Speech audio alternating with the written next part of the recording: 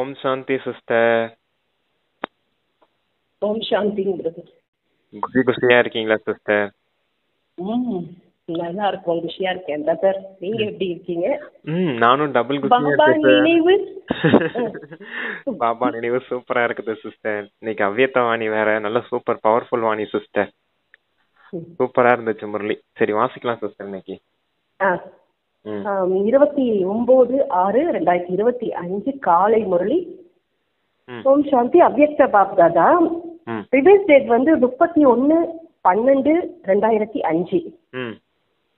பாபா அவ்யக்த பாப்தாதா என்ன சொல்றா, புதிய வருடத்தில் தன்னுடைய பழைய சமஸ்காரங்களை யோக அக்னியில் பஸ்பம் செய்து பிரம்மா பாபாவுக்கு சமமாக தியாகம், தபஸ்யா மற்றும் சேவையில் நம்பர் 1 ஆகுங்கள். இதான் பிரதர் தலைப்புல கொடுத்திருக்காங்க. நியூ இயர் முரளி வந்திருக்குது.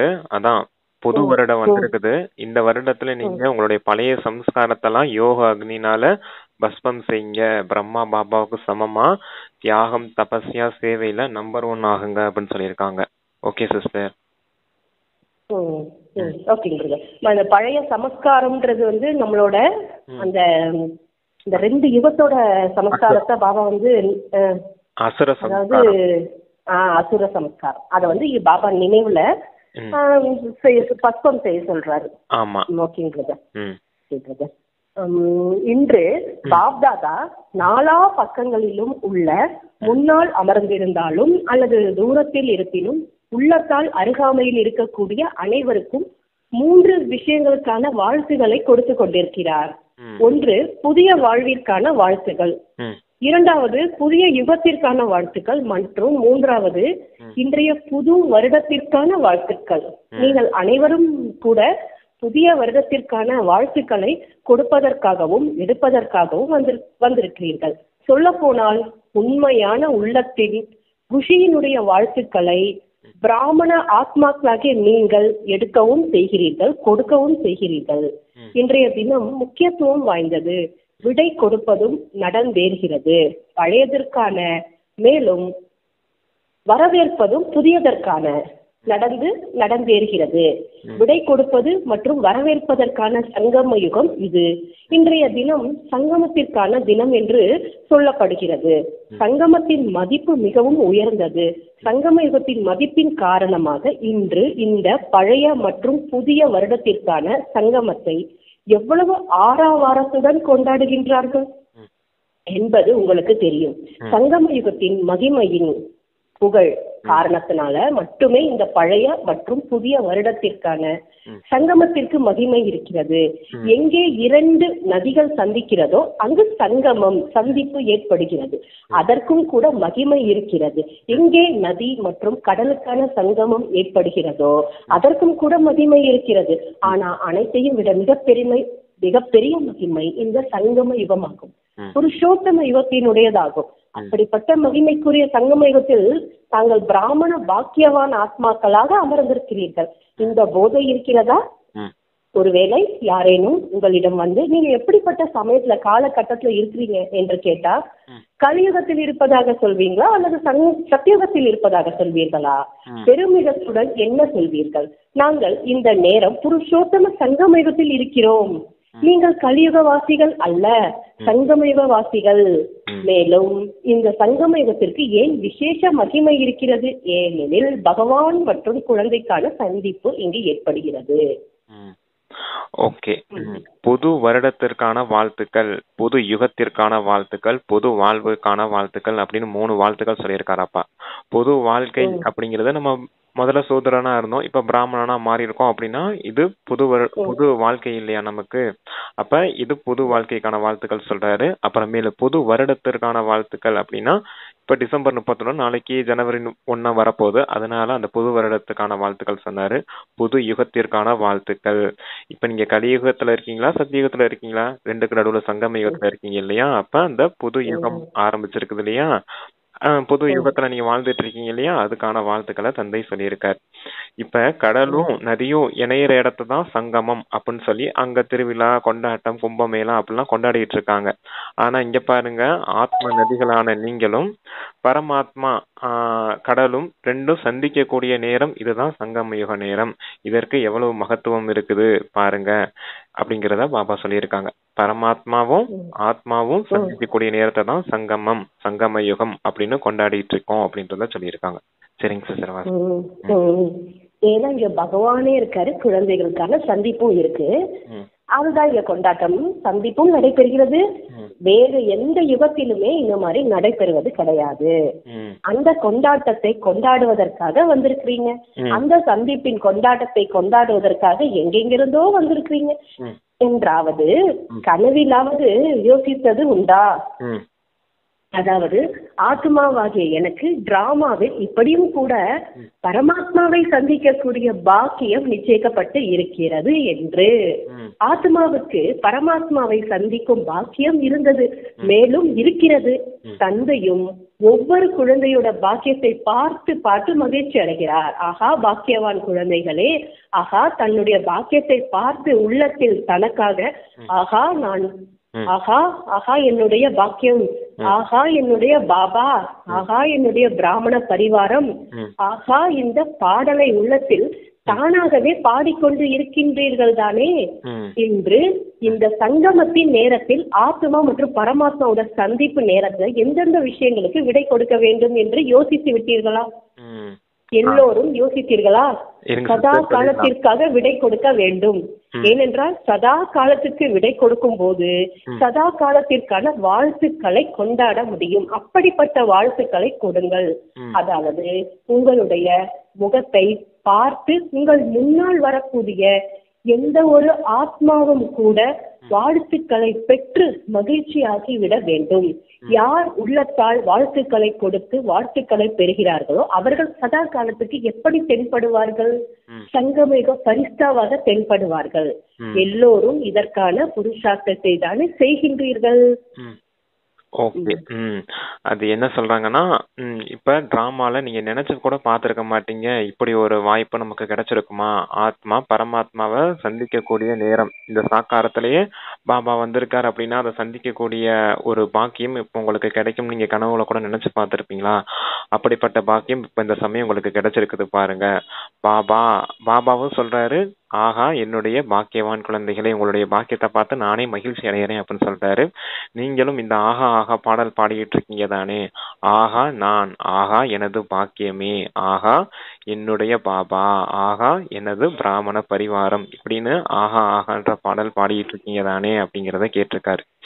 இப்ப சங்கம யுகத்துல நீங்க உங்களுக்கு எல்லாமே கிடைக்கக்கூடிய சமயமா இருக்குது. இப்ப நீங்க என்னவாகணும்? பிராமணனா இருக்கீங்க, நாளைக்கு நீங்க பரிஸ்தாவா மாறி தேவதையா மாறணும் இல்லையா? அதற்கான முயற்சி செய்யறீங்க தானே அப்படிங்கறத கேட்டிருக்காரு. சரிங்க சிஸ்டர், வாசிங்க. சங்கம அதாவது பாபா என்ன சொன்னார்னா, சதா காலத்திற்கும் எப்படி தென்படுவார்கள்? உங்க பாபா நம்மள கேட்கிறாரு, நீங்க பரிஸ்தாவா தென்படுவீர்கள். எல்லோரும் இதற்கான புருஷார்த்தை செய்கிறீர்களா கேட்கிறாரு. பிராமணரில் இருந்து பரிஸ்தா, மேலும் பரிஸ்தாவில் இருந்து தேவதை. ஏனென்றால் தந்தையிடம் அனைத்து விதமான எண்ணங்களையும், மேலும் இல்லறத்தை பற்றிய எண்ணங்களாக இருப்பினும் எதுவாக இல்லறம் பற்றியது கர்மத்தின் சுமையாக இருந்தாலும் அவற்றையெல்லாம் கொடுத்து விட்டீர்களா பாபாவுக்கு கேட்கிறாரு. சுமையை கொடுத்து விட்டீர்களா அல்லது தங்களிடமே கொஞ்சம் சுமையானது இருந்து விட்டதா? ஏன்னா சிறிதளவு சுமை கூட பரிசாவாக விடவே விடாது. மேலும் எப்பொழுது தந்தை குழந்தைகளோட சுமையை பெறுவதற்காக இப்ப வந்திருக்கிறாரோ அப்பொழுது சுமையை கொடுப்பது உங்களுக்கு என்ன கஷ்டமா அல்லது எளிமையா? யார் சுமையை கொடுத்து விட்டேன் என்று புரிந்துள்ளார்களோ அவர்கள் கைகளை உயர்த்துங்கள். குழந்தைகள் கைகளை உயர்த்துகிறார்கள். கொடுத்து விட்டீர்களா? நன்றாக யோசித்து கையை உயர்த்துங்கள். சுமைகளை கொடுத்து விட்டீர்களா? நல்லது. கொடுத்து விட்டீர்கள் என்றால் மிகுந்த நல் வாழ்த்துக்கள். மேலும் யார் கொடுக்கவில்லையோ அவர்கள் சுமையை எதற்காக வைத்துக் கொண்டிருக்கிறீங்க? சுமையின் மீது அன்பு கொண்டு உள்ளீர்களா? சுமை நன்றாக இருக்கா? பாருங்க, பாப்தாதா ஒவ்வொரு குழந்தையும் என்னவென்று சொல்கிறார். ஓ என்னுடைய கவலையற்ற ராஜா குழந்தைகளே, சுமை என்பது கவலைக்குரியதாக இருக்கு. எனவே சுமையை பெறுவதற்காக தந்தை வந்திருக்காரு. ஏன்னா 63 பிறவியா தந்தை பார்த்து கொண்டு இருக்கிறார். ம். சுமையை தூக்கி தூக்கி குழந்தைகள் மிகவும் பாரம் நிறைந்தவர்களாக ஆகிவிட்டார்கள். ம். எனவே தந்தை இப்பொழுது அன்பாக சொல்லிக் கொண்டு இருக்கிறார், சுமையை கொடுத்து விடுங்கள் என்று. பிறகும் கூட ஏன் வைத்துக் கொண்டே இருக்கிறீங்க? என்ன சுமை நன்றா இருக்கா? அனைத்தையும் விட சூட்சமமான சுமை பழைய சமஸ்காரத்துடைய சுமை. பாப்தாதா ஒவ்வொரு குழந்தையின் இந்த வருடத்திற்கான சார்ட்டை வருடம் முடிவடைந்து கொண்டு இருப்பதனால் பார்க்கிறார். நீங்கள் ஒவ்வொருவரும் கூட தங்களுடைய வருடத்திற்கான சார்ட்டை சோதனை செய்து பார்த்தீர்களா? பாப்தாதா பார்த்தார்.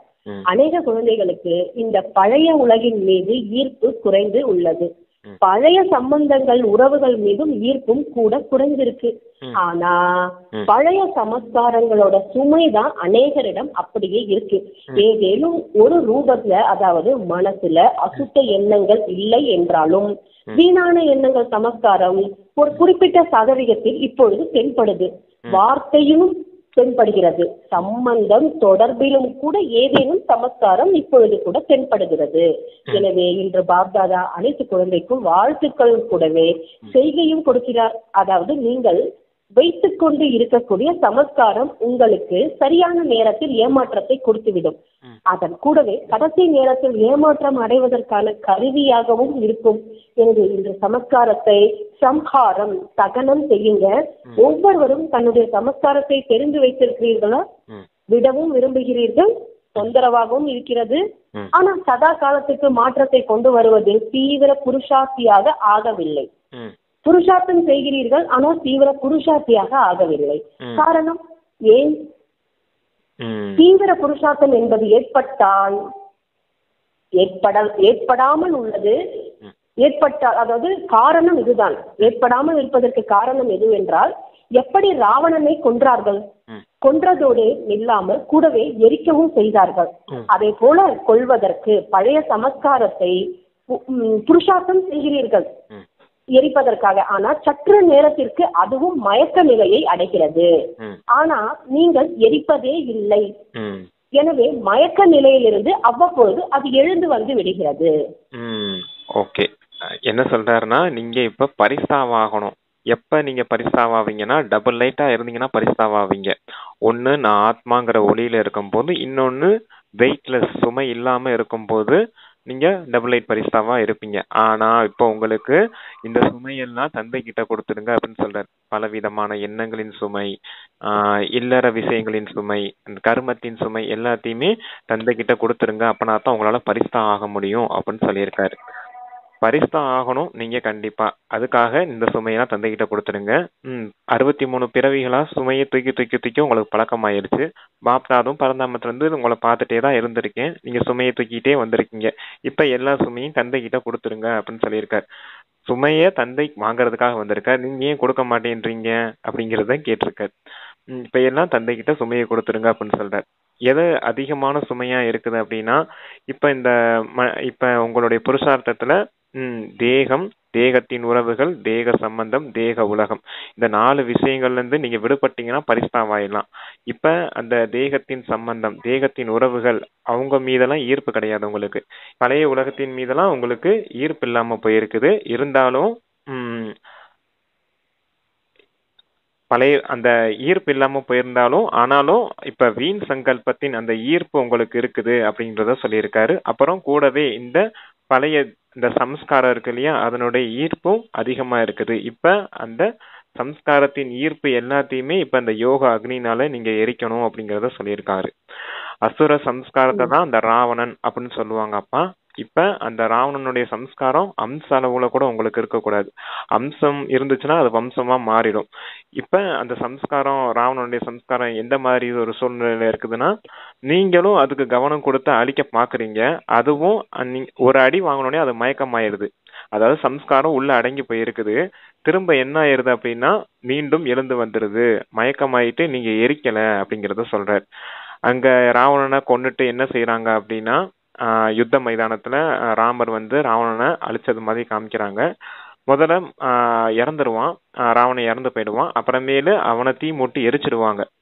அதே போலதான் பாபா இங்கேயும் சொல்றாரு, உங்களுடைய சம்ஸ்காரம் தான் ராவணனா இருக்குது. அந்த ராவணனை நீங்க அடக்கி வைக்கிறீங்க. அதுவும் அடங்குறமே அடங்கி மயக்கம் அடைஞ்சு போய் கிடக்குது. இறந்து போகல. இறந்து போகாம அப்படி மயக்கம் அடைஞ்சு கிடக்குது. நீங்க எரிக்கணும் இல்லையா யோக அக்னினால, அதை எரிக்காம விட்டுட்டீங்க. அது எரிக்காம விட்டதுனால மீண்டும் உயிர் தெழுந்து வந்துருது அப்படிங்கறத சொல்றாரு.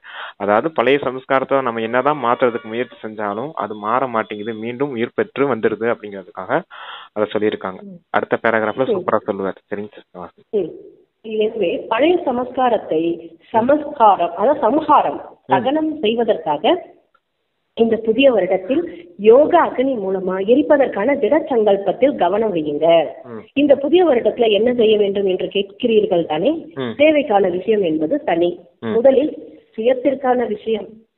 யோகா செய்விக்கிறீர்கள். பாப்தாதா குழந்தைகள் யோகத்தின் பயிற்சி செய்வதை பார்க்கிறார். அமிர்தவேளை கூட மிகுந்த புருஷார்த்தம் செய்றீங்க. ஆனா யோகாவை தபஸ்யாவாக அவத்தின் ரூபத்தை செய்வதில்லை. நிச்சயமா அன்போடு நினைவு செய்றீங்க. ஆன்மீக உரையாடல் கூட நிறைய செய்றீங்க. சக்தியை பெறுவதற்கான பயிற்சி கூட செய்றீங்க. ஆனா நினைவை அந்த அளவுக்கு சக்திசாலியா ஆக்கவே இல்லை. அதாவது எந்தெந்த எண்ணங்களுக்கு விடை கொடுக்கிறீர்களோ அது விடை பெற்று போய்விட்டது. அது விடை பெற்று போய்விட்டது. பிராக்கெட்ல என்ற அளவுக்குன்னு இருக்கு. விடைபெற்று போய்விட்டது. நினைவு அக்னி மூலமாக, அதாவது யோகா அக்னி ரூபத்துல காரியத்துல ஈடுபடுத்துவதே இல்லை. எனவே நினைவை சக்திசாலியாக ஆக்குங்க. சமஸ்காரத்தை தகனம் செய்வதற்கு முக்கியமா ஒருநிலைப்பாட்டோட சக்தி அவசியமா இருக்கு.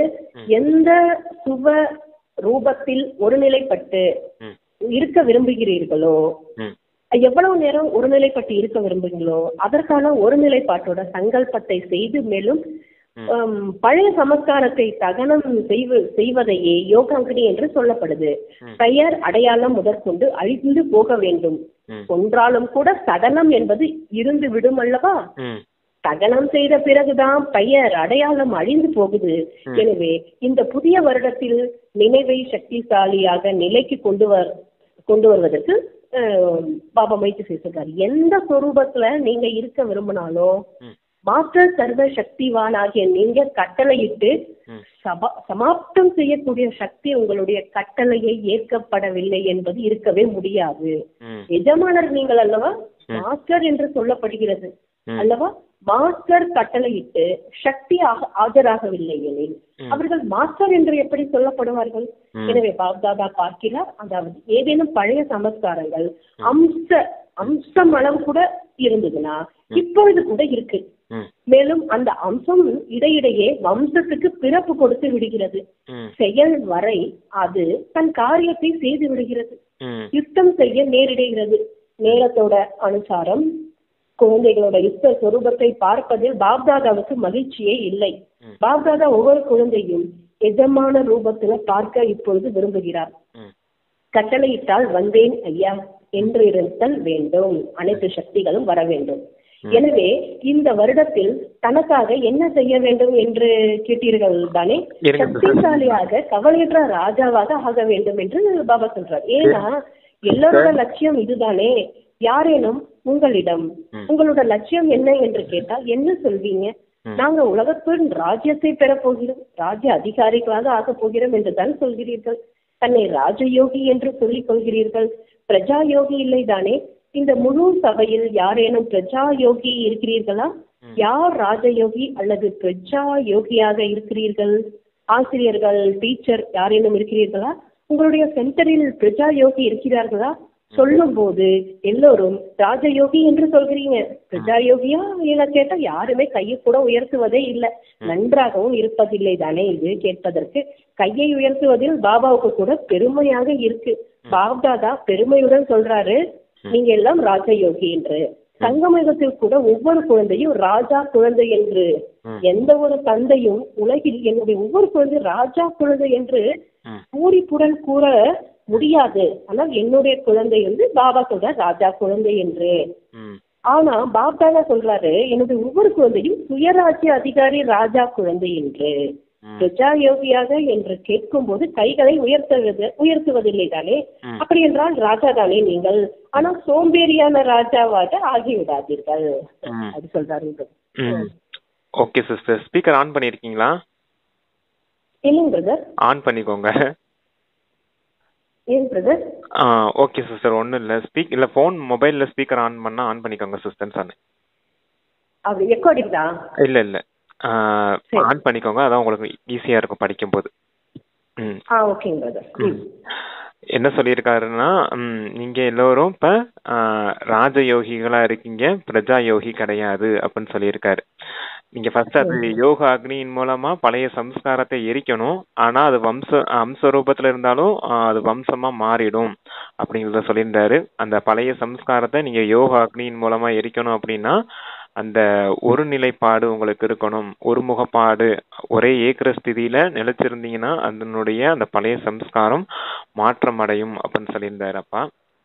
அடுத்து பிரஜா யோகியா இருக்கக்கூடாது, நீங்க ராஜயோகியா இருக்கணும் அப்படின்னு சொல்லியிருக்காரு.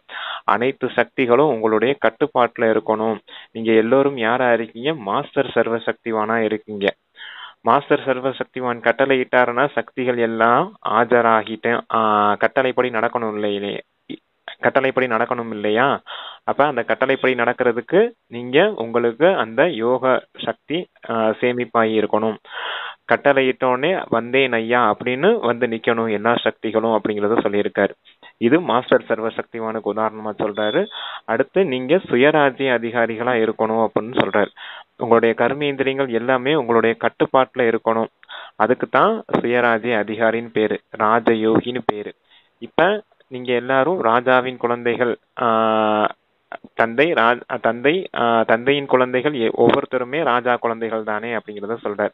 ஏன்னா இப்ப இந்த சமயத்துல எல்லாருமே சுயராஜ்ய அதிகாரிகளா இருக்கீங்க. உங்களுடைய கட்டளைப்படிதான் உங்க கர்மேந்திரியங்கள் நடக்கணும்.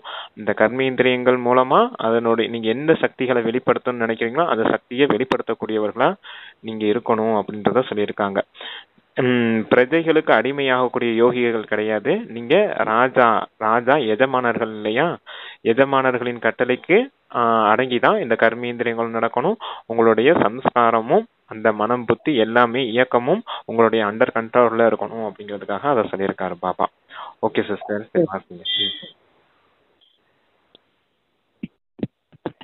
பிரதர், பாபா என்ன சொல்றாருன்னா சோம்பேறியான ராஜாவாக ஆகிவிடாதீர்கள் அப்படின்னு சொல்லிடுறாரு. ஆக்சுவலா இந்த சோம்பேறித்தனமான பழைய சமஸ்கார எண்ணங்கள் எதனால வருதுன்னா நம்ம இந்த கண்ணு பாக்குறதுனாலதான் பிரதர் மேக்சிமம் வர்றது காரணம். இந்த கண்ணு வழியா, அதுதான் முக்கிய காரணம். கண் வழியா தான் மாயை உள்ள ஈஸியா உள்ள வருது. அப்போ அந்த என்ன செய்யணும்? இப்ப பாபா இதுல முக்கியமா சொல்றது பழைய சமஸ்காரம் உள்ள வருதுன்னா அது காரணம் கண்ணுதான். அப்ப பாபா கிட்ட நம்ம அதை கொடுத்து சமாப்தி செஞ்சு அதை முடிக்கிறோம். பாக்குற பார்வையே முதல்ல தேகத்தை பார்க்க கூடாது சிஸ்டர், ஆத்மாவை பார்க்கக்கூடிய பார்வை இருக்கணும். ஆனா அந்த ஸ்தூல கண்ணுக்கு என்ன பிரச்சனை அப்படின்னா, ஸ்தூல கண்ணுக்கு ஆத்மாவை பாக்குறதுக்கு அந்த இது கிடையாது, அந்த அளவுக்கு சக்தி கிடையாது, தெரியாது. அப்ப என்ன பண்ணணும்? எப்பவுமே யாரை பார்த்தாலும் நெத்திய பார்த்து பேசணும், அவ்வளவுதான். கண்களை பார்த்துதான் பேசணும் அப்படின்னு பக்தி மார்க்கத்துல சொல்லி வச்சிருக்காங்க. ஆனா கண்களை பார்த்து பேசினா கூட தேகத்தின் உணர்வு வரும். நீங்க கண்ணுக்கு மேல கொஞ்சம் நெத்திய பார்த்து பேசி பழகுனீங்க அப்படின்னா உங்களுக்கு உள்ள இருக்குது அந்த ஆத்மா நெத்தியில தானே இருக்குது, புருவ மத்தியில தானே இருக்குது. அந்த புருவ மத்திய பார்த்து பேசுங்க. அப்ப உள்ள இருக்க ஆத்மா பேசிக்கிட்டு இருக்கு நம்ம கிட்ட, அது நம்மளுடைய சகோதர ஆத்மா அப்படிங்கிறது இயல்பாவே உங்களுக்கு வந்துடும் பழக்கம். நீங்க செஞ்சு பாத்தீங்கன்னா அதனுடைய அனுபவத்தை எல்லாரும் அடைய முடியும். ஆத்மாவை பார்க்கக்கூடிய பயிற்சியே வரலையேன்னு புள்ளியை பார்க்கணும்னு நினைச்சுக்கிட்டீங்கன்னா புள்ளியெல்லாம் பார்க்க முடியாது ஸ்தூல கண்ணால. ஆனா நெத்திய பார்த்து பேசக்கூடிய பழக்கம் வந்துருச்சுன்னா அதுதான் உங்களுக்கு அந்த பழைய சம்ஸ்காரத்தை தூண்டாம இருக்கும். ஏன்னா தேக உணர்வு வந்தாச்சாம் பழைய சம்ஸ்காரம் வெளிப்படும். நீங்க ஆத்மா உணர்வுல இருந்து ஆத்மாவே பார்த்து பேசிட்டு இருக்கீங்க, அதாவது நெத்திய பார்த்தே பேசிட்டு இருக்கீங்கன்னா அந்த பழைய சம்ஸ்காரம் தூண்டப்படாது அப்படிங்கிறதுக்காக அதை சொல்லியிருக்காங்க. பாபா சொல்றாரு சோம்பேறியான ராஜாவாக ஆகிவிடாதீங்க. அதாவது கட்டளை இடுகிறீர்கள் ஆனா சக்தி கட்டளைக்கு கீழ்ப்படியே இல்லை. பலகீனமான ராஜாவாக ஆகாதீங்க. பின்னால் அமர்ந்துள்ளவர்கள் யார்?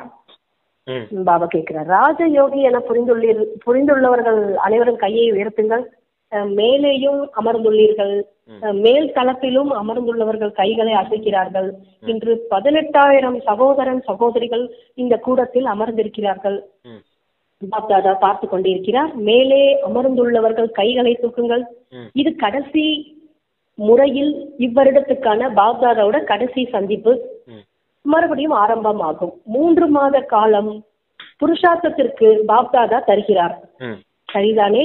வீட்டு பாடம் ஹோம்ஒர்க் கொடுக்கின்றேன்.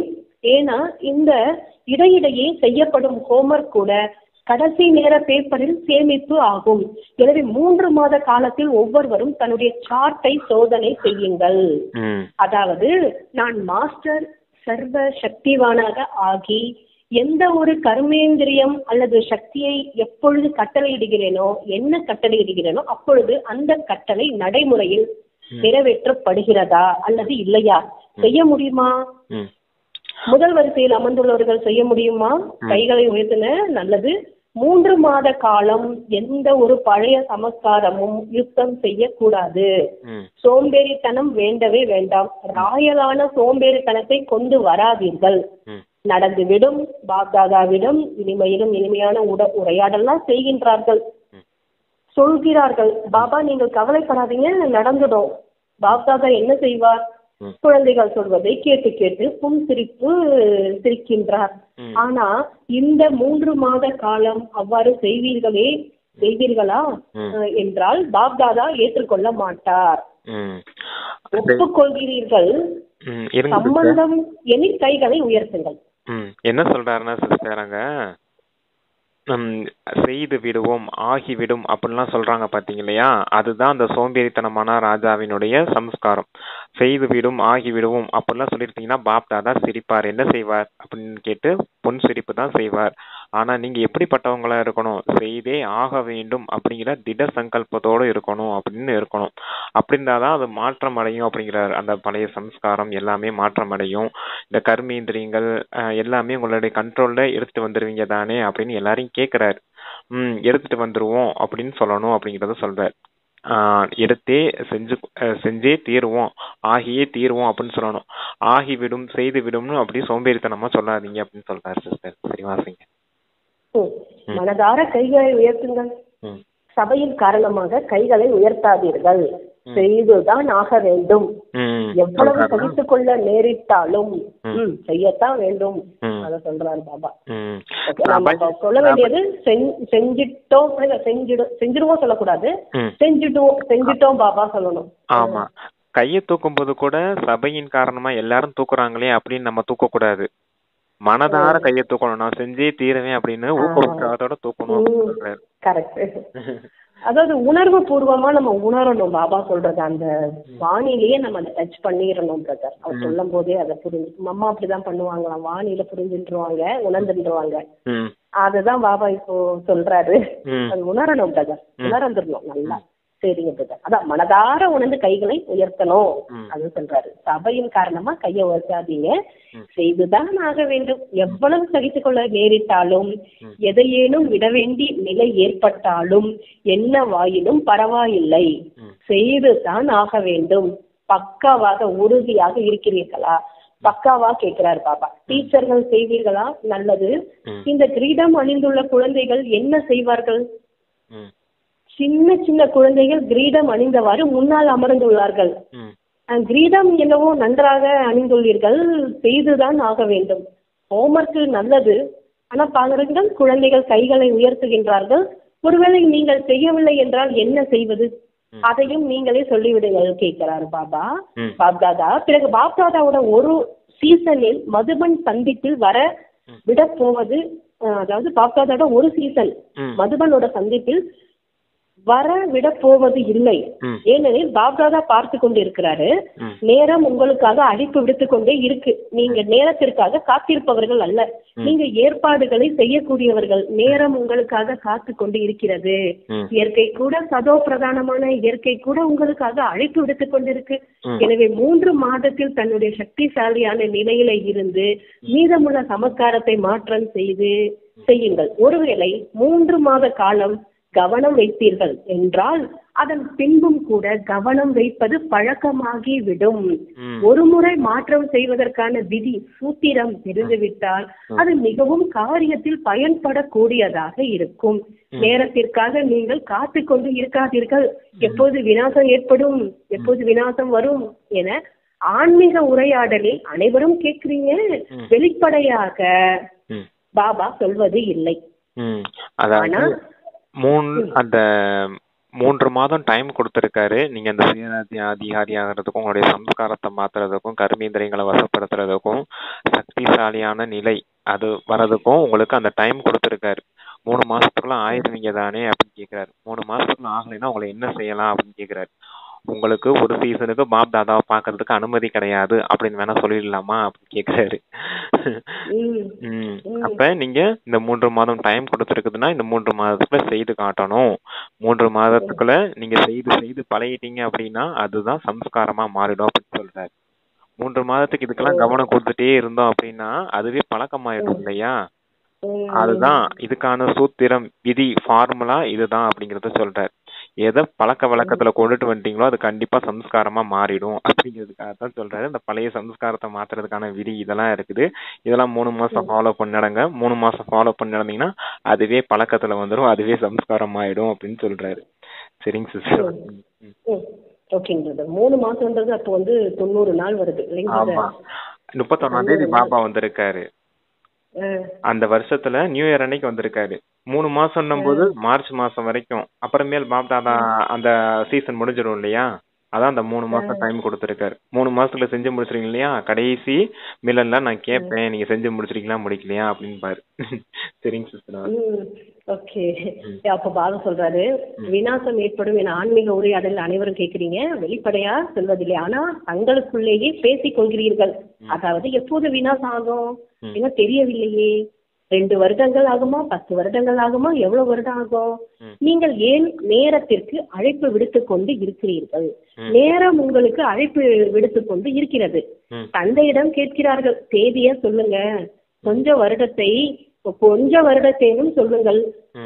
10 வருடம் ஆகுமா, 20 வருடம் ஆகுமா, எத்தனை வருடங்கள் ஆகும்? பாப் தாதா குழந்தைகளிடம் கேள்வி கேட்கிறார். அதாவது நீங்கள் அனைவரும் தந்தைக்கு சமமாக ஆகிவிட்டீர்களா? என்ன சொல்றாரு அப்படின்னா ஒரு காமெடி. என்ன எத்தனை வருஷம் தேவைப்படும் சம்ஸ்காரத்தை மாத்துறதுக்கு? 10 வருஷம் ஆகுமா, 20 வருஷம் ஆகுமா, எத்தனை வருஷத்துல மாத்தி காமிப்பீங்க? ஏதாவது நேரம் சொல்லுங்க அப்படின்னு கேக்குறாரு. 3 மாசத்துக்குள்ள மாத்திரனா மாத்திரலாம், இல்ல 10 வருஷத்துல ஆகணும்னா ஆயிடும், பாத்துக்கோங்க, உங்க கையில தான் இருக்குது உங்க சம்ஸ்காரத்தை மாத்துறது அப்படின்னு சொல்லியிருக்காங்க. கால நேரத்துக்காக நீங்க காத்துக்கிட்டு இருக்க கூடாது, சரியா? காலம்ன்றது உங்களுடைய படைப்பு. நீங்க யாரா இருக்கீங்க? மாஸ்டர் படைப்பவரா இருக்கீங்க. அப்ப நீங்க முதல்ல தயாராகுங்க. தயாரானதுக்கு அப்புறம் அந்த காலம் விநாசத்தை செய்விக்கும். கால விநாசத்தை செய்விக்கட்டும், அப்புறமே நான் தயாராவேன் அப்படின்லாம் இருக்கக்கூடாது அப்படிங்கறத சொல்லியிருக்காங்க. பாப் தாதா குழந்தைகளிடம் கேள்வி கேட்கிறார். அதாவது நீங்கள் அனைவரும் தந்தைக்கு சமமாக பாப் சமான் ஆகிவிட்டீர்களா? திரைச்சீலையை திறக்க வேண்டும் எனில் திறந்து விடலாமா? விடலாம். ஆனா திறந்த பிறகு சிலர் தலைவாரி கொண்டு இருக்கிறாங்க, சிலர் முகத்துக்கு கிரீம் எல்லாம் போட்டுட்டு இருக்காங்களா? என்ன செய்வது? ஒருவேளை நீங்க எவரடி எப்பொழுதும் தயார் என்றால் திறசிலையை திறப்பதில் பாப்தாதாவுக்கு என்ன நேரம் ஆகிவிட போகுது? முதலில் எவரடியாக ஆகுங்க. நடந்துவிடும் என்று சொல்லி சொல்லி நீண்ட காலமா தந்தையை குசிப்படுத்துறீர்கள். இப்போது அவ்வாறு செய்யாதீர்கள். நடந்தே ஆக வேண்டும், செய்தே ஆக வேண்டும், பாப் சமான் ஆக வேண்டும் என்று சொன்னால் எல்லோரும் கையை உயர்த்தி விடுவீர்கள். உயர்த்துவதற்கான அவசியம் இல்லை. பிரம்மா பாபாவை பாருங்க, சாகாரத்துல பிரம்மா பாபாவை பின்பற்ற வேண்டும், அப்படிதானே? பிரம்மா பாபா தியாகம், தபஸ்யா மற்றும் சேவையை கடைசி நேரம் வரை சாகாரத்துல நடைமுறைப்படுத்தி காட்டியவர். தன்னுடைய கடமையை, அதாவது சிவ தந்தை தன் மூலம் மகா வாக்கியத்தை உச்சரிப்பதற்கான கடமையை கடைசி நாள் வரை தொடர்வதற்கான கடமையை ஆற்றினார். கடைசி முரளி நினைவில் இருக்கிறது தானே? 3 சப்தங்களோட வரதானம் நினைவிருக்கிறதா? நிராகாரி, நிர்விகாரி மற்றும் நிர் அகங்காரி ஆகுங்கள். யாருக்கு நினைவிருக்கிறது? அவருக்கு கையை உயர்த்துங்கள். அனைவரும் கையை உயர்த்துகிறார்கள். அனைவருக்கும் நினைவிருக்கிறதா? நல்லது, வாழ்த்துக்கள். தியாகம் கூட கடைசி நாள் வரை செய்தார். தன்னுடைய பழைய அறையை விடவில்லை. குழந்தைகள் எவ்வளவோ அன்போடு பிரம்மா பாபாவிடம் சொல்லி பார்த்தார்கள். ஆனால் குழந்தைகளுக்காக கட்டப்பட்டது என்று கூறி தான் பயன்படுத்தாமல் இருந்தார். என்ன சொல்றாருன்னா, திரைச்சீலையே இப்ப திறந்தா என்ன ஆகும்? சில தலை வாரிட்டு இருப்பீங்க, சிலர் ஃபேஸ் கிரீம் அப்ளை பண்ணிட்டு இருப்பீங்க. இப்படி இருந்தா பாக்குறதுக்கு நல்லா இருக்குமா? எல்லா அலங்காரம் பூர்த்தி செஞ்சு நீங்க ரெடியாகி ரெடியா இருக்கணும். திரைச்சீலை திறந்தோடனே ராஜாக்கள் ரெடி ஆயிட்டாங்க அப்படின்றது மாதிரி அனுபவம் எல்லாருக்கும் கிடைக்கணும் அப்படின்னு சொல்றாரு. அதாவது ஒரு டிராமா நடக்குது அப்படின்னா இது டிராமா தானே முழு உலகமும். டிராமா முடிஞ்சிருச்சு, அடுத்து சத்தியுகத்துக்கு தயாராயிட்டோம்னா எல்லாம் எவரடியால இருக்கணும், தேவதைங்க ரெடி ஆயிட்டாங்க அடுத்த ராஜ்யம் செய்யறதுக்கு அப்படின்லாம் இருக்கணும். அந்த டிராமா முடியும் போது அந்த இப்பதான் டிராமா ஆரம்பிக்க போகுது அப்படின்னா, அந்த சத்தியுகத்தின் டிராமா ஆரம்பிக்க போகுது அப்படின்னா, இப்பதான் தலை வாரிட்டு இருக்கீங்க, ஃபேஸ் கிரீம் அப்ளை பண்ணிட்டு இருக்கீங்கன்னா பாக்குறதுக்கு நல்லாவா இருக்கும். அதனாலதான் தலை வாடுறது அப்படின்னா நம்ம கொஞ்சம், அதாவது அந்த சக்தி கம்மியா இருக்குது. ஆமா, சக்தி கம்மியா இருக்குது, அவசர அவசரமா செய்யறது அந்த மாதிரிலாம் இருக்கக்கூடாது. நீங்க எப்பவுமே எவரடியா இருக்கணும் அப்படின்னு சொல்றாரு. சக்தி குறைவா இருக்கதா இருக்கட்டும், நம்ம கண்ட்ரோலிங் பவர் இல்லாம இருக்கதா இருக்கட்டும், அரைகுறை தேவதையா இருக்கிறதா இருக்கட்டும், ட்ரெஸ் மாட்டிக்கிட்டு இருக்கிறது மாதிரி இருக்கட்டும், அந்த மாதிரி தான் பாக்குறதுக்கு நல்லாவா இருக்கும். நல்லா இருக்கு. அப்ப நம்ம ரெடி நீட்டா இருக்கணும், பாக்கிறதுக்கு ரெடியா ஃபுல்லா எல்லாம் உச்சங்கால்ல இருந்து உள்ளங்கால் வரைக்கும் எல்லாம் ரெடியா. ஆமா, எல்லா அலங்காரமும் ரெடியா இருக்கணும். தேவதைங்க எப்படி பாப்பாங்க, தேவதைங்க எப்படி பேசுவாங்க, தேவதைங்க ஆத்மாவை பார்க்கக்கூடிய பார்வையோட இருப்பாங்க, இனிமையா பேசக்கூடியவங்களா இருப்பாங்க, காரியம் எல்லாம் அக்கறமா செய்யக்கூடியவங்களா இருப்பாங்க, அவங்களுடைய முகம் நடத்தை எல்லாமே அப்படி தெய்வீகமா இருக்கும். அப்படி தெய்வீகமா மாறிட்டீங்களா அப்படிங்கிறதுக்கு தான் அதை அப்ப சொல்றாரு. அப்படி இந்த பிரம்மா பாபாவை பாருங்க, நீங்க பிரம்மா பாபாவை சாக்காரத்துல ஃபாலோ பண்ணி நடக்கணும் தானே. அவர் எப்படி இருந்தாரு, அவரு என்ன எண்ணம் இருந்துச்சு, அவருக்கு எண்ணம் சொல் செயல், அவருடைய சிந்தனை வார்த்தை செயல் எல்லாமே சமமா இருந்துச்சு. இப்ப நீங்க அவரை ஃபாலோ பண்ணி நடக்கணும் தானே அப்படிங்கிறத சொல்றாரு. அதுக்கு தான் நிர்விகாரி கடைசி வரதானம் ஞாபகம் இருந்துச்சு தானே. அவர் கடைசி வரைக்கும் எப்படி சேவை செய்தார், அந்த பிரம்மா பாபாவுடைய தியாகம் தபஸ்யா சேவையை பத்தி சொல்றாரு. அவருடைய அந்த சேவை எப்படி இருந்துச்சுன்னு முதல்ல சொல்றாரு. கடைசி வரைக்கும் அது பரமாத்மா பிரம்மாவோட உடலை பயன்படுத்தி ஞானம் சொல்றதுக்கான உடலை அவர் தயார் செய்து வச்சிருந்தார் தானே. நல்ல விதத்துல சேவையும் செய்தார் தானே. இறுதி வரதானம் கூட ஞாபகம் இருக்குதான், பிரம்மா பாபா கடைசியா பண்ண கிளாஸ் ஞாபகம் இருக்குதான் உங்களுக்கு. அதான் கேக்குறாரு, கடைசி பண்ண கிளாஸ்ல அந்த வரதானம் கொடுத்திருந்திருக்காரு. அதான் நிராகாரி, நிர்விகாரி, நிரகங்காரி அப்படிங்கிறது. எண்ணத்துல எப்பவும் நிராகாரியா இருக்கணும், வார்த்தைகளை எப்பவும் நிரகங்காரியா இருக்கணும், செயல்பாட்டுல எப்பவும் நிர்விகாரியா இருக்கணும். அதத்தான் அந்த பாபா அந்த வரதானத்துல கொடுத்திருந்தாரு. எண்ணம் சொல் செயல் எல்லாமே சமமா இருக்கணும் அப்படின்னா அந்த 3 விஷயத்தையும் வரதானத்தை நீங்க பயன்படுத்தணும் அப்படிங்கிறதுக்காக இந்த மாதிரி சேவை செய்தார் தானே பிரம்மா பாபா. அதே போல கடைசி வரைக்கும் நீங்க சேவை செய்தே ஆகணும் அப்படிங்கிறதுக்காக அதை சொல்றாரு. அடுத்து அவருடைய அந்த தியாகம் எப்படிப்பட்டதா இருந்துச்சு. பில்டிங் கட்டினாங்க, அந்த ட்ரைனிங் ஹாலு, அந்த ஹிஸ்டரி ஹால்லாம் கட்டினாங்க இல்லையா. அப்ப அதெல்லாம் யாருக்காக கட்டினாங்க, குழந்தைகளுக்காக கட்டினது. நான் அதை பயன்படுத்த மாட்டேன், நான் எப்பவும் எனக்கு இந்த குடிசையே போதும் அப்படின்ட்டு அவருடைய அந்த பழைய வீட்டிலேயே தானே இருந்தாரு. அதான் அவருடைய தியாகம் எப்படிப்பட்டதா இருந்துச்சு. அவர் நினைச்சிருந்தா அங்க போய் இருந்த வசதியா இருந்திருக்கலாம் இல்லையா. எனக்கு அந்த வசதி எல்லாம் தேவையில்லை, அதனால நான் பழைய வீட்டை இருந்துக்கிறேன், எனக்கு இதுவே போதும்னு அதை தியாகம் செய்துட்டாரு இல்லையா. அவருடைய தியாகம் எப்படிப்பட்டதா இருந்துச்சு அப்படின்றத சொல்லியிருக்காங்க. சரிங்க சிஸ்டர், அடுத்து வாசிங்க. அடுத்து தபஸ்யா பத்தி. மேலும் மேலும் சதா 2:30 3 மணிக்கு எழுந்து தனக்காக தபஸ்யா செய்தார். சமஸ்காரத்தையும் தகனம் செய்து கர்மத்தை வென்ற நிலையை கொண்டு வந்தார். அவ்யக்தம் ஆகினார், பரிஸ்தாவாகவும் ஆகினார். எதை யோசித்தாரோ அதை செய்தும் காட்டினார். சொல்வதும் யோசிப்பதும் மற்றும் செய்வதும் 3ம் சமமாக இருந்தது. தந்தையை பின்பற்றுங்கள். கடைசி வரை தன்னுடைய கடமையை முழுமையாக அவர் ஆற்றினார். கடிதங்களும் கூட எழுதினார். எத்தனை கடிதங்கள் எழுதினார், சேவையும் கூட விடவில்லை. தந்தையை பின்பற்றுங்கள். அகண்ட, அதாவது இடையீடு அல்லாத வள்ளலாக, வெறும் வள்ளலாக அல்ல, அகண்ட வள்ளலாக நடைமுறையில கடைசி வரை தன் ரூபத்துல வெளிப்படுத்தினார். கடைசி வரை எந்த ஆதாரமும் இல்லாமல் தபஸ்வி ரூபத்தில் அமர்ந்தார். இப்போது குழந்தைகளோ அமர்வதற்கு ஆதாரம் எடுக்கிறீங்க இல்லையா. ஆனா பிரம்மா பாபா ஆதியிலிருந்து அந்திமம் வரை தபஸ்வி ரூபத்துல தான் இருந்தார். கண்களுக்கு கண்ணாடி கூட அணியவே இல்லை. இது சூட்சமமான சக்தி, நிராதாரம், எதையும் சார்ந்தது அல்லாத நிலை என்று பொருள். சரீரம் பழையது, நாளுக்கு நாள இயற்கை, காற்று, நீர் ஆகியவை மாசுபட்டே வருகிறது. எனவே பாப்தாதா தங்களிடம் ஏன் ஆதாரத்தை எடுக்கிறீர்கள், ஏன் கண்ணாடி அணிகிறீர்கள் என்று கேட்பதில்லை. நன்றாக அணிந்து கொள்ளுங்கள், ஆனா சக்திசாலியான நிலையை அவசியம் உருவாக்குங்க. முழு உலகிற்கான காரியத்தை முடித்து விட்டீர்களா, முடித்து காட்டுங்கள் என்று பாப்தாதாவிடம் குழந்தைகள், அதாவது குழந்தைகளிடம் பாப்தாதா சொல்றாராம், பாப்தாதா தங்களிடம் கேள்வி கேட்கிறார். விஸ்வ கல்யாணக்காரி காரியம் செய்து முடிவடைந்து விட்டது என்ற திருப்தி உங்களுக்கு இருக்குதா? யார் விஸ்வ கல்யாணக்காரியை விஸ்வ கல்யாண காரியம் முடிவடைந்து விட்டது என்று புரிந்துள்ளீர்கள்? அவர்கள் கைகளை உயர்த்துங்க. ஒருவர் கூட இல்லையா? ஒருவர் கூட கையை உயர்த்தவில்லை. பிறகு விநாசம் நடக்க வேண்டும் என்று எப்படி சொல்றீங்க? காரியத்தை முடிக்கவே இல்லை. நல்லது. என்ன சொல்லியிருக்காருன்னா, அவருடைய தபஸ்வி அப்படிப்பட்டதா இருந்துச்சு. 2:30 மணி 3 மணிக்கெல்லாம் எந்திரிச்சு அமர்ந்து யோகம் செய்தார், தபஸ்யா செய்தார். அதன் மூலமா தான் அவருடைய அந்த பழைய சம்ஸ்காரங்களை எல்லாத்தையும் தகனம் செய்தார். யோகா அக்னியின் மூலமா அந்த பழைய சம்ஸ்காரத்தெல்லாம் தகனம் செய்தார். சேவையும் கூட எப்படி செய்துட்டு இருந்தார்? கடைசி வரைக்கும் பிரம்ம பாபா எல்லா குழந்தைகளுக்கும் லெட்டர் எழுதிட்டு இருந்தார் இல்லையா? அப்ப பாருங்க, கடைசி வரைக்கும் அந்த தியாகம், தபஸ்யா, சேவை எல்லாத்துலயுமே நல்லா பண்ணியிருந்திருக்காரு. எந்த ஒரு இயற்கையுமே ஆதாரமா எடுக்கல அப்படின்றத சொல்றாரு. ஆனா இயற்கை, இந்த சரீரம் கூட அவருக்கு பழைய சரீரமா தான் இருந்துச்சு. அவருக்கும் உடல் பாதிப்பெல்லாம் இருந்துச்சு இல்லையா? இருமல் இருந்துச்சு, கிட்னில ப்ராப்ளம் இருந்துச்சு, ஹார்ட்ல ப்ராப்ளம் இருந்துச்சு. அதான் பழைய சரீரமா தான் இருந்துச்சு. இருந்தாலும் கடைசி வரைக்கும் நல்ல விதத்துல சேவை செய்தார் இல்லையா? இந்த வெளி சூழ்நிலை, அந்த இயற்கையை சொல்றாரு. அந்த நீரு, அந்த காற்று எல்லாமே மாசுபட்டுட்டே வந்துட்டு இருக்குது.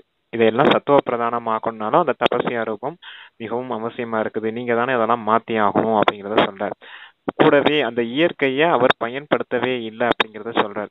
அந்த தியாகத்தை சொல்றாரு. கடைசி வரைக்கும் கண்ணுல கண்ணாடி கூட போடல பிரம்மா பாபா. ஏன்னா அது கூட இயற்கையை ஆதாரம் எடுக்கிறது அப்படின்றது மாதிரி பிரம்ம பாபா நினைச்சாரு. இருந்தாலும் அவருக்கு அந்த சூட்சும சக்தி இருந்துச்சு. கடைசி வரைக்கும் அது அவருக்கு பார்வையும் நல்ல தெளிவாதான் இருந்துச்சு அப்படிங்கறத சொல்றாங்க. இப்ப நீங்க கண்ணாடி வேணா போட்டுக்கோங்க, ஒன்னும் பிரச்சனை இல்லை. இருந்தாலும் ஆதாரம் எடுக்கிறீங்க தானே அப்படிங்கறத கேட்கிறாரு. யோகா பண்றது கடைசி வரைக்கும் பிரம்மா பாபா நல்ல அமர்ந்து யோகா செய்தார். ஆனா நீங்க இப்ப என்ன செய்யறீங்க? யோகா செய்யும் போது நல்லா பாட்டு போட்டு கமெண்ட்ரி போட்டு கேட்டுட்டு இருக்கீங்க, மியூசிக் போட்டு கேட்டுட்டு இருக்கீங்க, சரியா சோஃபால உட்காடுறீங்க, தரையில கூட உட்கார மாட்டேன்றீங்க. இந்த மாதிரி இயற்கையை ஆதாரம் எடுக்கிறீங்க தானே, சாதனங்களுக்கு அடிமையாகிறீங்க தானே அப்படிங்கறத சொல்ற. கண்ணாடி போட்டுட்டே இருந்தா கண்ணாடிக்கு அடிமையாயிடும் இல்லையா? அது போலதான் பாபா சொல்றாரு, நான் அந்த கண்ணாடி கூட அடிமையாக விரும்பல, அதனாலதான் கடைசி வரைக்கும் கண்ணாடி போனாமே இருந்தேன் அப்படிங்கறதுக்கு பிரம்ம பாபா உதாரணமா சொல்றாரு. பிரம்ம பாபா தன்னுடைய வாழ்க்கையே சொல்றாரு. இப்படிப்பட்டவரா இருந்தாரு, நீங்களும் அப்படிப்பட்டவர்களா ஆயிருக்கீங்க தானே அப்படிங்கறத கேக்குறாரு. அப்புறமேலு விஸ்வ கல்யாண காரியத்தை முடித்து விட்டேன் அப்படிங்கிற திருப்தி உங்களுக்கு இருக்குதா அப்படின்னு கேக்குறாரு. முழு உலகத்துக்குமே நன்மை செய்யணும் அப்படிங்கிற அந்த காரியம் திருப்திகரமா முடிச்சுட்டீங்க தானே அப்படின்னு கேக்குறாரு. கை தூக்குங்க அப்படின்னு சொல்றாரு. யாருமே கை தூக்கவே இல்லை. ஏன்னா விஸ்வ கல்யாண காரியம்ன்றது எவ்வளவு பெரிய காரியம், அதை முடிச்சுட்டீங்களா அப்படின்னு கேக்குறாரு. முடிக்கல. அப்புறம் ஏன் விநாசம் எப்போ வரும், விநாசம் எப்போ வரும் அப்படின்னு கேட்டுட்டே இருக்கீங்க? விநாசம் நீங்க எப்ப விஸ்வ கல்யாண காரியத்தை முடிக்கிறீங்களோ அப்பதான் நடக்கும் அப்படிங்கறது மாதிரி சொல்லிட்டு போயிருக்காரு.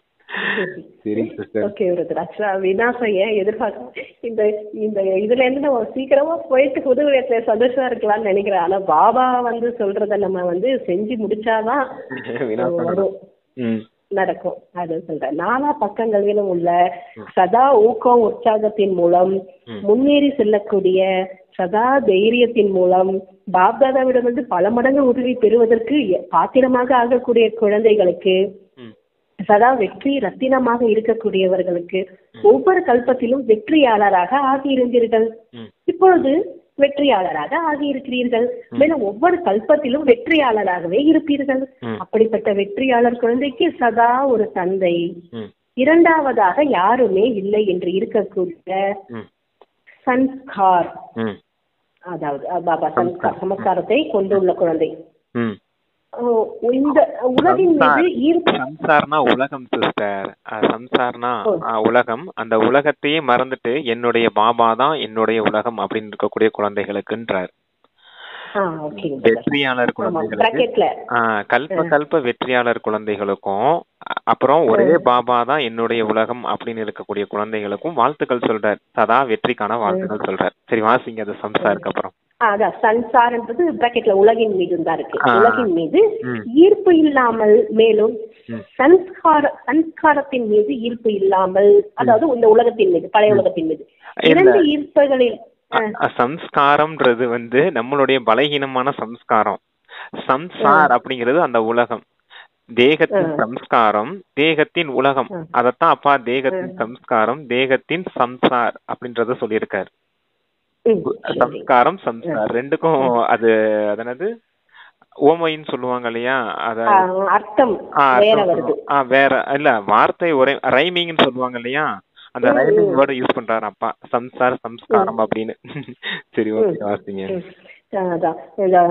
சன்ஸ்கார் உலகின் மீது ஈர்ப்பு இல்லாமல், மேலும் சன்ஸ்காரத்தின் மீது ஈர்ப்பு இல்லாமல் 2 ஈர்ப்புகளில் இருந்து முக்தி பெற்று இருக்கக்கூடிய சதா பாப்தமான் குழந்தைக்கு பாப்தாதாவோட அன்பு நினைவுகள் மற்றும் நமஸ்காரம். நம்மளும் பாப்தாதாவுக்கு நமஸ்காரம் சொல்லிடணும், அன்பு நினைவுகளை சொல்லிட்டு பாபாவோட வரதானத்தை இப்போ வாங்கிக்கலாம். பாபா என்ன சொல்றாருன்னா, சதா காலத்திற்கான கவனம் என்பதன் மூலம் வெற்றி மாலையில மணியாக வரக்கூடிய நீண்ட காலத்திற்கான வெற்றியாளர் ஆகுங்கள். என்ன சொல்றாரு விளக்கம்னா, நீண்ட காலத்திற்கான வெற்றியே வெற்றி மாலையில் மணியாக ஆக்குகிறது. வெற்றியாளர் ஆகுவதற்கு சதா தந்தையை தன் முன்னால் வையுங்க. எதை தந்தை செய்தாரோ அதையே நாம் செய்ய வேண்டும். ஒவ்வொரு அடியிலும் எது தந்தையோட சங்கல்பமோ அதுவே குழந்தைகளோட சங்கல்பமாக இருக்க வேண்டும். எது தந்தையோட சொல்லா இருந்ததோ அதுவே குழந்தைகளோட சொல்லா இருக்கணும். அப்பொழுது வெற்றியாளர் ஆவீங்க. இதற்கான கவனம் சதா காலத்திற்கு இருக்க வேண்டும். அப்பொழுதே சதா காலத்திற்கான ராஜ்ய பாக்கியம் பலனாக கிடைக்கும். ஏன்னா எப்படி புருஷார்த்தமோ முயற்சியோ அப்படித்தான் பலன் கிடைக்கும். சதா காலத்திற்கான புருஷார்த்தம் எனில் சதா காலத்திற்கான ராஜ்ய பாக்கியம். என்ன சொல்றான்னா, நீண்ட கால வெற்றி தான் அந்த வெற்றி மாலையில வருவதற்கான, வெற்றி மாலையில மணி ஆவதற்கான ஒரு விஷயம் அப்படின்னு சொல்றாரு. நீண்ட கால வெற்றி இருக்கணும்னா சதா காலமும் பாபாவை முன்னிறுத்தி வைக்கணும் அப்படின்னு சொல்றாரு. பாபா என்ன காரியம் செய்தார், அவருடைய எண்ணம் எப்படி இருந்துச்சு, அதே போலதான் ஒவ்வொரு அடியும் என்னுடைய எண்ணமும் இருக்கணும் அப்படின்னு சொல்றாரு. எப்படி அவருடைய வார்த்தை இருந்துச்சு அதே போலதான் என்னுடைய வார்த்தையும் இருக்கணும். அவருடைய செயல் எப்படி இருந்துச்சு அதே போலதான் என்னுடைய செயலும் இருக்கணும் அப்படிங்கிறத சொல்றாங்க. எண்ணம் சொல் செயல் மூணுமே பாபா பிரம்மா பாபா எப்படி நடத்தினாரு அதே போலதான் நம்மளும் நடத்தணும். ஏன்னா சாக்கார பாபா பின்பற்றி நடக்கிறோம் இல்லையா. அப்ப சதா கால கவனம் இதன் மீது இருந்துச்சுன்னா கண்டிப்பா வெற்றியாளரா ஆயிடுவீங்க அப்படின்னு சொல்றாரு. அப்ப வெற்றியாளராகவும் ஆயிடுவீங்க. அந்த உங்களுக்கு அந்த பழக்கம் ஏற்பட்டுரும் இல்லையா. ஏன்னா எண்ணத்துல பார்த்தோம் நிராகாரியா இருக்கணும், வார்த்தையில நிரகங்காரியா இருக்கணும், செயல்ல நிர்விகாரியா இருக்கணும்னு பார்த்தோம். அந்த 3 காரியத்தையும் இதுல கொண்டுட்டு வாங்க, அப்ப நீங்க வெற்றியாளரா ஆயிடுவீங்க அப்படின்னு சொல்றாரு. இப்ப நீங்க உங்களுடைய புருஷார்த்தம் எப்படி இருக்குதோ, உங்களுடைய முயற்சி எப்படி இருக்குதோ அதுக்கேற்ற பலன் தான் கிடைக்க போகுது. அப்போ உங்களுடைய முயற்சி சதா காலம் இருந்துச்சுன்னா சதா கால ராஜ்ய பாக்கியத்தை அடைஞ்சிருவீங்க தானே அப்படின்னு கேட்டிருக்காரு. நீண்ட காலம் இங்க முயற்சி செய்து நீண்ட காலமா அந்த பயிற்சியில இருந்தோம், நீண்ட காலமா அதுக்கு கவனம் கொடுத்து எண்ணம் சொல் செயல பாபா எப்படி ஃபாலோ பண்ணதாரோ அதே போல நடந்தோம் அப்படின்னா அவர் எப்படி நீண்ட கால ராஜ்ய பாக்கியத்தை 21 பிறவிக்காக அடைஞ்சாரு அதே போல நீங்களும் 21 பிறவிக்கான அந்த ராஜ்ய பாக்கியத்தை அடைஞ்சிருவீங்க அப்படின்னு சொல்றாரு. சரிங்க சிஸ்டர். நிராகாரி அப்படின்னா எண்ணத்துல அதாவது நிராகாரி நிரகங்காரி தெரியுது, அகங்காரம் இல்லாத ஆத்மா, அதோட இயற்கை தன்மை அப்படிதான். நிர்விகாரின்றது விகாரம் கிடையாது. என்னன்னா எண்ணம் நிராகாரியா இருக்கணும். நான் ஆத்மா அப்படிங்கிற எண்ணம் எப்பவுமே மனசுல அந்த உள் உணர்வுல இருந்துகிட்டே இருக்கணும். அதான் ஆத்மா உணர்வுல இருங்க அப்படின்னு சொல்றது. வேறு அகங்காரினா பேசக்கூடிய வார்த்தை அகங்காரமே இல்லாத ஒரு வார்த்தையா இருக்கணும், பணிவுத்தன்மை நிரம்பிய வார்த்தையா இருக்கணும், இனிமையான வார்த்தையா இருக்கணும். அதுதான் நிரகங்காரியா இருங்க அப்படின்றது. அதாவது அன்பு கூட சொல்லலாம். அந்த 7 குணங்களோட ஆத்மா அதாவது பார்த்து செய்யணும். ஆமா, வார்த்தை பேசும்போது அகங்காரமே இல்லாத வார்த்தையா இருக்கணும். அதுதான் நிரகங்காரின்னு சொல்றது. நம்மளுடைய செயல்பாடு இருக்குது பாத்தீங்க இல்லையா, நிர்விகாரியா இருக்கணும். எந்த ஒரு முகம் நடத்தையிலயும் உங்களுடைய பார்வையில எதுலையுமே விகாரன்றதே தெரியக்கூடாது, எந்த ஒரு அம்சமும் தெரியக்கூடாது. அப்படிப்பட்ட தெய்வீக குணங்கள் நிரம்பியவர்களா ஆகுங்க.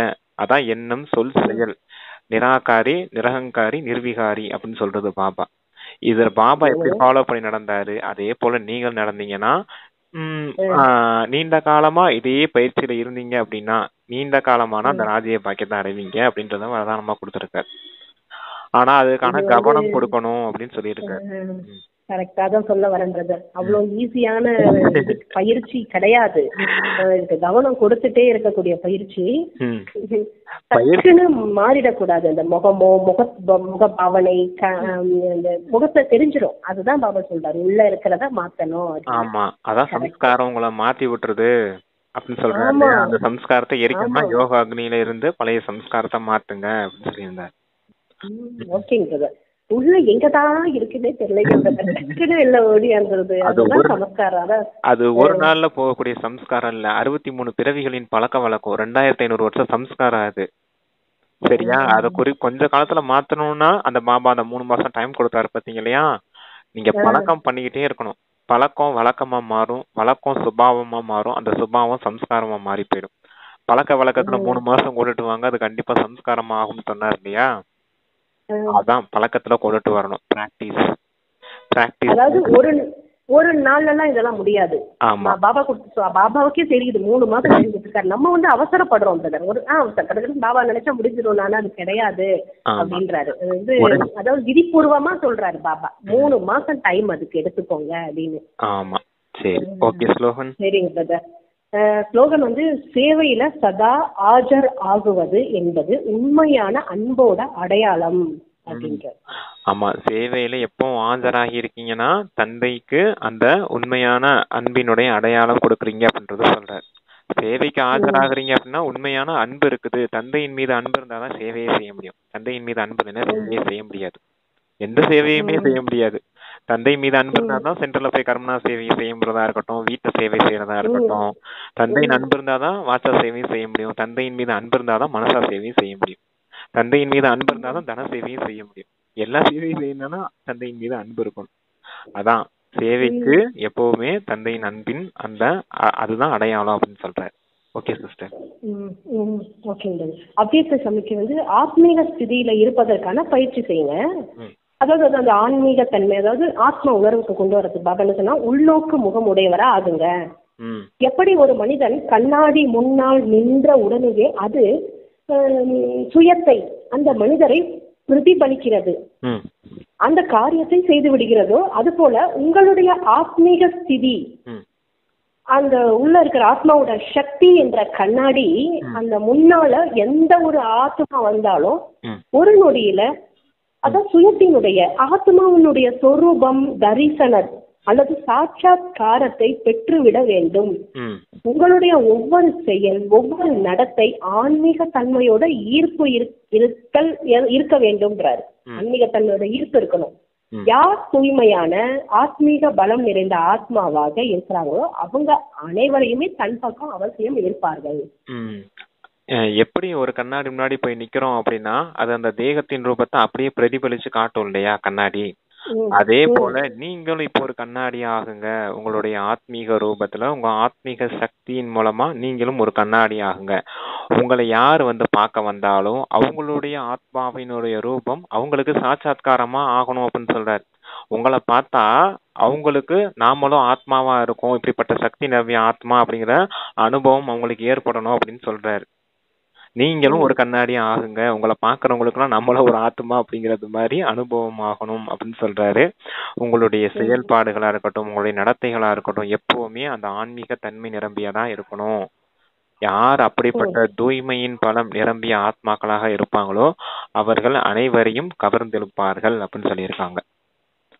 நாம தான் கண்ணாடி ஆத்மாவோட அந்த இயற்கையான அந்த ஒரு சொரூபம் பிரகாசமான அந்த அதிர்வு, அதான் என்ன சொல்லுவாங்க, வைப்ரேஷன், அந்த அலை அவங்க உணர்வாங்க நம்ம கிட்ட இருந்து போறத. ஆமா, உணர்வாங்க. நானா நம்ம கண்ணாடி ஆகணும் அப்படிங்கறத மட்டும் ஞாபகம் இருக்கணும். ஆத்மாவின் சொரூபத்தை காட்டக்கூடிய கண்ணாடியா இருக்கணும் நாம. அப்பனா தான் அவங்களுக்கும் ஆத்மாவின் ரூபம் சாட்சாத்காரமா ஆகும். இல்ல தேவதையின் ரூபமா இருக்கட்டும், இல்ல பரிஸ்தாவின் ரூபமா இருக்கட்டும், அவங்க என்ன பாவனை வச்சிருக்காங்களோ அது அவங்களுக்கு சாட்சாத்காரமா அனுபவம் ஆகும் அப்படின்னு சொல்றாரு. அதுக்கு நீங்க ஆத்மீக ஸ்வரூபத்துல இருக்கணும். உங்க மீதுதான் கவனம் இருக்கணும், அடுத்தவங்க மீதெல்லாம் கவனம் இருக்கக்கூடாது.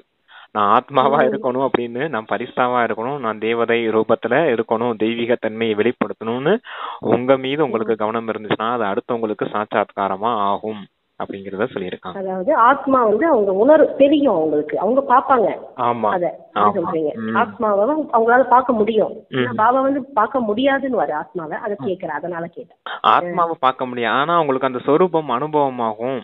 அந்- நீங்க தேவதையின் ரூபமாவோ அவங்க மனபாவனை ஒண்ணு வச்சிருப்பாங்களே, தேவதைகள் இப்படி இருப்பாங்க, பரிசுத்தா இப்படி இருப்பாங்க. Correct correct. அந்த தேவதையின் ரூபம் சாட்சாத்காரமாகும். ஒரு சிலவங்களுக்கு அந்த பரிசுத்தா ரூபம் அது சாட்சாத்காரமாகலாம். சிலருக்கு அந்த ஆத்மாவின் ரூபமே கிடைச்சாலும் கிடைக்கலாம்.